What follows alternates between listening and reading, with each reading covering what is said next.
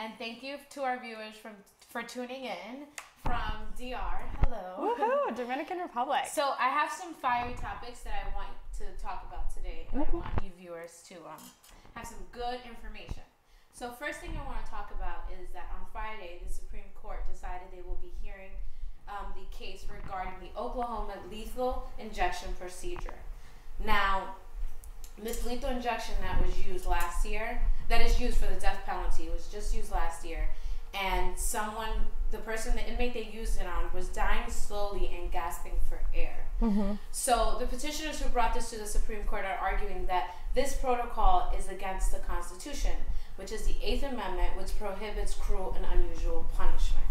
So I bring this up, and my question is, do you believe that according to our modern standards, the lethal injection is unconstitutional?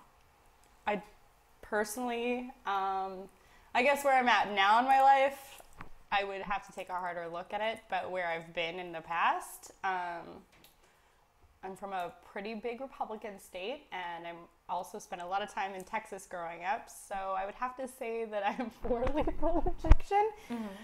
I've always thought kind of an eye for an eye, but now I'm just kind of more like let it go. But if he's in prison and this was his sentence, I mean, like, he obviously either had a fair trial or everything that came to a head, he was convicted, he's guilty, right?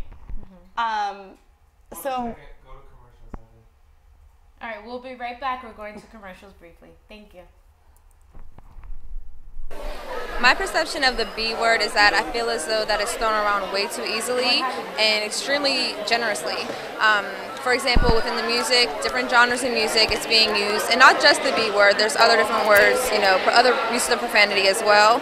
And I feel as though that is influencing the generations beneath us.